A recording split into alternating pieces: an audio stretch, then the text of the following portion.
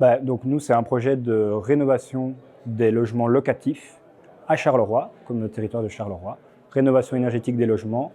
On garde les locataires au centre du projet. Donc ça, c'est une partie de notre projet. C'est par rapport à la rénovation énergétique en tant que telle, des fois, ça leur tombe un peu dessus. Et donc nous, on veut vraiment que ce soit en bottom-up, à la place de top-down. Donc vraiment par le locataire. Et donc la porte d'entrée, c'est le locataire vers son propriétaire. On a envie de les organiser, donc on les organise collectivement afin de pouvoir porter leurs demandes de manière objective et construite auprès de leurs propriétaires, rétablir un peu cette relation qui est asymétrique entre le locataire et le propriétaire. Et notre autre volet, c'est offrir des solutions adaptées au parc locatif pour les propriétaires bailleurs, parce que c'est bien de leur demander de faire des rénovations, mais notre objectif, c'est aussi de leur donner des solutions pour justement pouvoir répondre à ces demandes-là. Notamment par exemple avec la conception de modèles, un bail à rénovation, justement pour adapter des solutions particulières au microcosme qu'est le parc locatif, mais qui fait quand même 40% des logements en Wallonie, donc c'est quand même important de s'y attaquer. Et on remarque quand même qu'il y a pas mal de mesures qui ne sont pas adaptées au parc locatif ou qui ne sont pas spécialisées vers cette partie du parc logement. On a donné un colloque en juin récemment.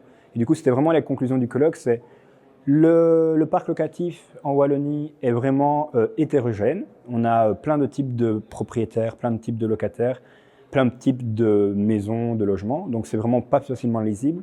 Mais un des 3 axes pour la recette magique qui n'existe pas, c'est 1, accompagner les locataires comme les propriétaires, et 2, multiplier les solutions à disponibilité de tous pour trouver une solution gagnante-gagnante. Et 3, c'est un contexte politique soit encourageant, soit contraignant quand même, justement pour pouvoir permettre à tous les acteurs concernés de pouvoir s'exprimer et de pouvoir trouver une solution gagnante-gagnante. L'avantage, le financement, bien sûr, le réseautage. Quand on a commencé le projet, on crée le projet. Une fois qu'on se lance, il faut pouvoir compter sur d'autres personnes, etc. Par exemple, dans le cadre du bail à rénovation, parce que j'en ai parlé juste avant, il y a toute une partie sur l'autorénovation accompagnée. Parce qu'un bail à rénovation, c'est le locataire s'engage à faire une partie des travaux, soit en le payant, soit en le faisant lui-même.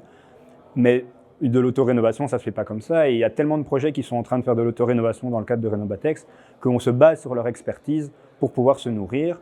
Pareil avec le projet Rénomut, avec qui on travaille, parce qu'eux, ils ont un certain type de financement à destination des bailleurs et des locataires pour, par exemple, financer sur les économies d'énergie et ce genre de choses. Donc, on se base beaucoup sur le travail des autres projets parce que nous, en tant que projet, quand on parle du parc locatif, c'est trop vaste que pour qu'on puisse s'attaquer à tout.